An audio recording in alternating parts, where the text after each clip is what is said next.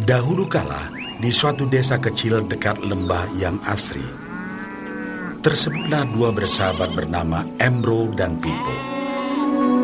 Mereka adalah tipe pemuda yang berambisi untuk menjadi orang terkaya di desanya.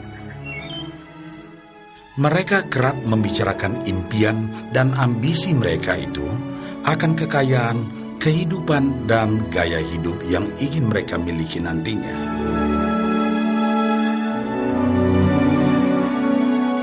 Mereka tidak takut untuk bekerja keras, hanya saja mereka masih belum mendapatkan kesempatan untuk dapat mewujudkan cita-cita mereka.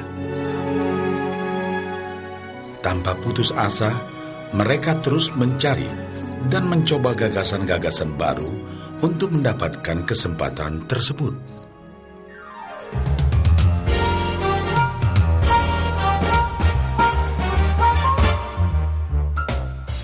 Hingga suatu hari, kesempatan itu pun datang.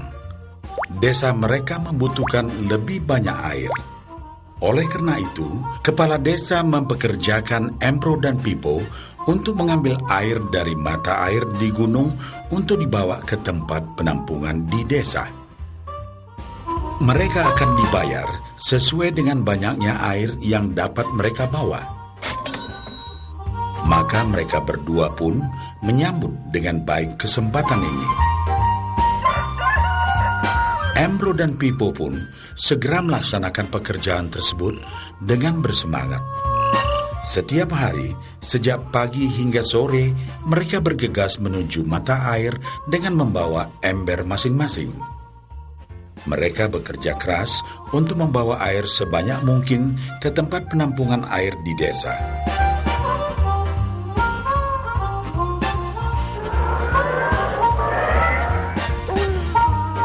Menjelang sore hari, mereka pun pulang dengan membawa upah dari hasil jerih payah mereka hari itu. Embro merasa puas sekali dengan pekerjaannya itu dan besarnya upah yang ia dapatkan. Dia yakin bahwa dengan pekerjaannya ini, ia bisa segera mewujudkan cita-citanya. Bahkan untuk menambah penghasilannya, Embro membuat ember yang lebih besar agar dapat lebih banyak membawa air.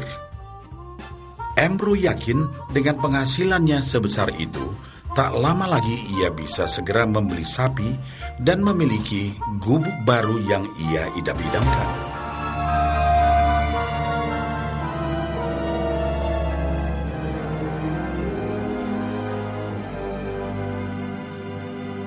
Lain halnya dengan Pipo. Dia merasa tidak nyaman dengan cara yang mereka lakukan itu. Ia mencari cara yang lebih nyaman untuk mendapatkan lebih banyak uang. Suatu hari, Pipo mendapat sebuah gagasan.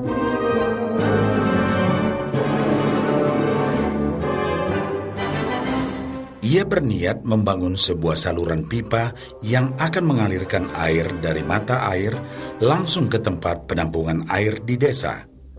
Dengan saluran pipa tersebut, ia akan mendapat lebih banyak air tanpa perlu lagi membawa ember ke mata air. Ia sangat antusias dengan gagasannya ini. Pipo pun mulai menceritakan gagasannya ini kepada Embro dan mengajaknya bekerja sama. Tetapi Embro tidak sependapat. Ia bahkan mentertawakan gagasan Pipo tersebut karena merasa dirinya mampu mendapatkan lebih banyak uang. Embro pun lebih sering lagi mengambil air dengan ember dan bahkan menggunakan ember yang lebih besar agar dapat membawa lebih banyak air ke desanya. Dengan cara ini, Embro yakin penghasilannya akan meningkat.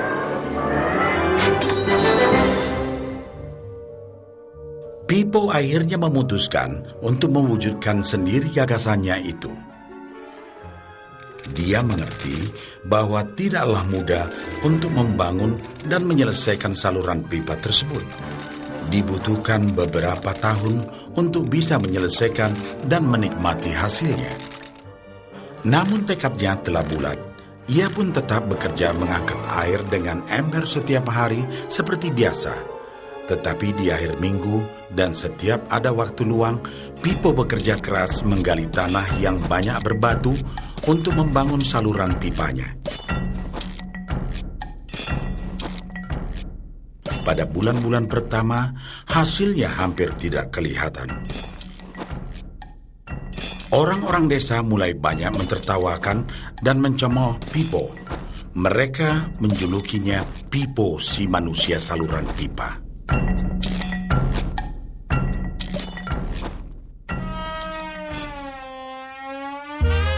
Sementara itu, penghasilan Embro telah meningkat 2 kali lipat. Ia sudah berhasil membeli sapi dan memiliki gubuk baru yang lebih besar.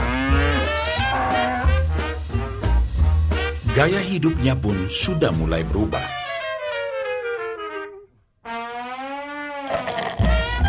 Ia sering menghabiskan waktu sepulang kerja di bar, menikmati hasil jerih payahnya mengangkat ember. Namun, tanpa disadari, badan Embro kini mulai jadi bungkuk karena begitu beratnya ia harus mengangkat ember besar setiap hari. Raut mukanya pun terlihat kelelahan.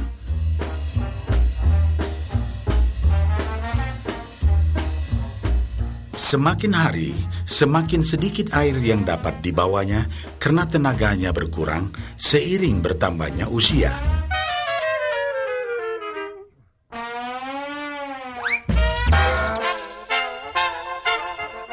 Bulan berganti bulan, tahun berganti tahun. Dan akhirnya, Pipo berhasil menyelesaikan saluran pipanya.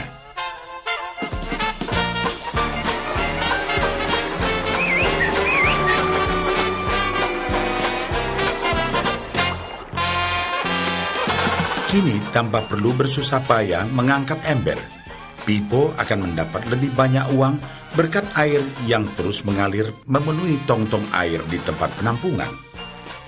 Air terus mengalir tanpa henti, bahkan saat ia tidur, makan, ataupun saat pergi berlibur. Pipo pun puas dan bangga. Berkat tekad dan kerja keras, kini penghasilannya pun mengalir tiada henti, seiring aliran air di saluran pipanya.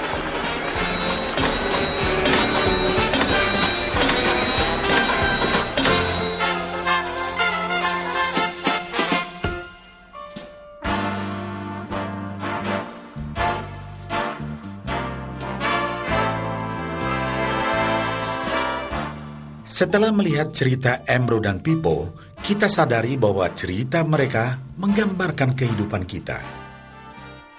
Pekerjaan yang dilakukan mereka melambangkan apa yang dilakukan kebanyakan orang dalam mendapatkan penghasilan. Embro mendapatkan penghasilannya dengan cara menggunakan ember.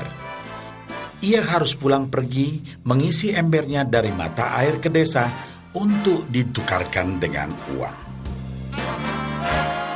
Untuk meningkatkan penghasilan, yang dilakukan Embro adalah dengan cara lebih rajin pergi ke mata air dan juga memperbesar ukuran embernya.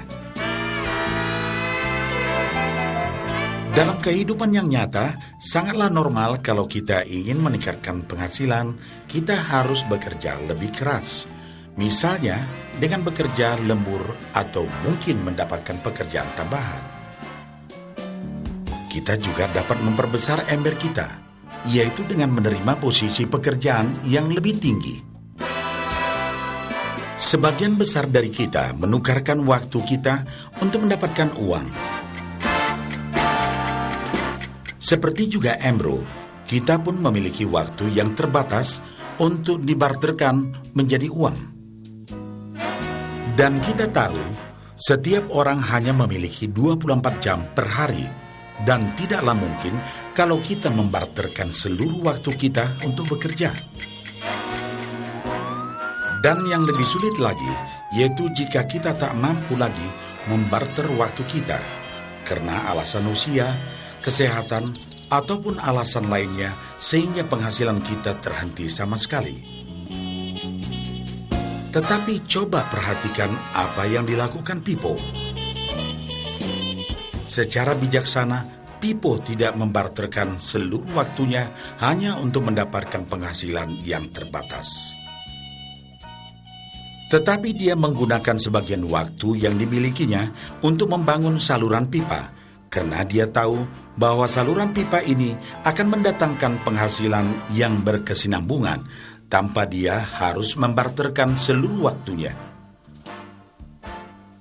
Dia tahu bahwa suatu hari nanti, mungkin karena alasan usia atau kesehatan, dia akan tidak dapat lagi membarterkan waktunya dengan uang.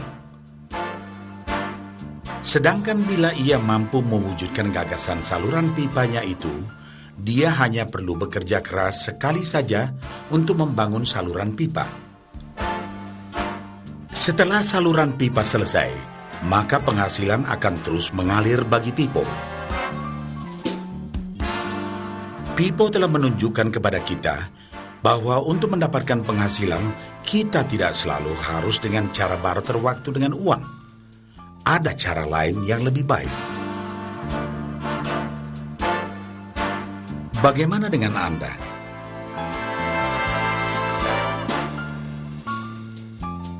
Apakah Anda masih seperti Embro yang membarterkan waktu Anda untuk mendapatkan penghasilan? Atau Anda ingin mengikuti jejak Pipo dengan mulai membangun saluran pipa untuk mendapatkan penghasilan yang berkesinambungan?